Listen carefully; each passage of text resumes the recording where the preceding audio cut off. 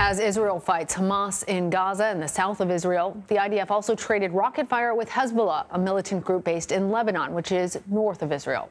Many fear that this could become a two-front war if this fighting continues. Andrea Tenenti is a spokesperson for the United Nations Interim Force in Lebanon. He joins us now. So first and foremost, you hear Hezbollah now more and more as we're talking about this, along with Hamas. Is Hezbollah, an Iranian-backed group, more of a threat than Hamas? Let me tell you that in the area where we are operating in the south of Lebanon, the situation has been stable for the last 17 years, despite a few incidents since 2006, since the war in 2006.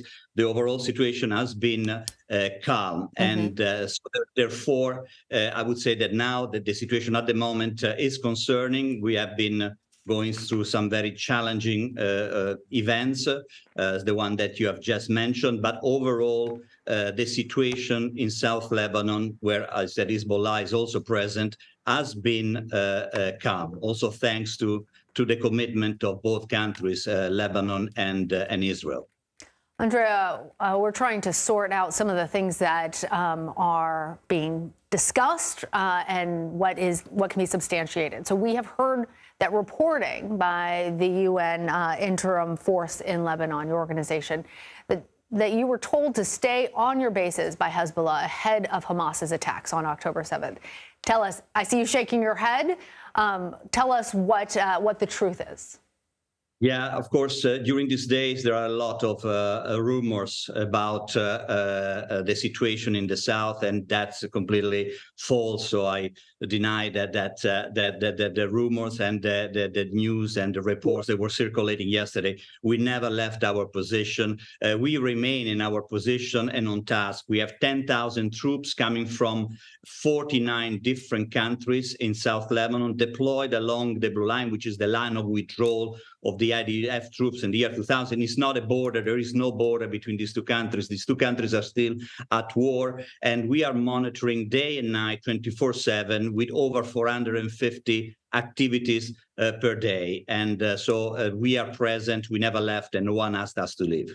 When you say, though, that there is concern, I guess what is being done to make sure what you're describing, which is not a lot of fighting, 10,000 troops from 49 countries. How do you maintain that? And for how long do you think you'll be able to do that?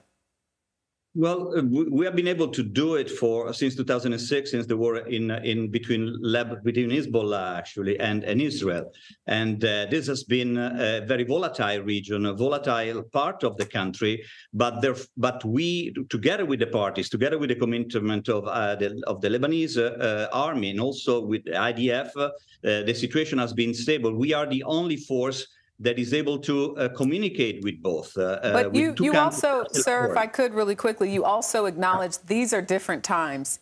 You know, what was experienced in 2006 has been acknowledged as something people were able to deal with. And now we're hearing from people on both sides that this is going to get worse, and that the concern has always been that this was going to widen. So I guess my question is, how do you maintain that stabilization that you're describing when we're dealing with unprecedented times? I don't know if we call it unprecedented times. I think in 2006, when the war started, it took like just a couple of hours for the force to move, and the IDF also to shelling not only the south, but also Beirut. This exchange of fires that we had experienced in the last 4 or 5 days has been, I wouldn't say controlled, but I would say that I don't see that there is a real appetite from both sides to escalate. We are doing our utmost, talking to the parties that before the mission, before 2006, we didn't have this capability. There were only 2,000 troops. Now there are 10,000, over 10,000 troops. So the situation is a bit different on the ground, and also in terms of a UN presence as a deterrent, and also the capability of talking on a regular basis, on a daily basis, on an hourly basis by our force commander, General Lazaro, with both sides. That's something did not exist before 2006. 2006. And just for context for our viewers, 2006, that skirmish happened when Hezbollah abducted 2 Israeli soldiers, leading to that war, which, as you say, is still unresolved, but has been, for the most part, a coexistence that isn't anything like what we're seeing now.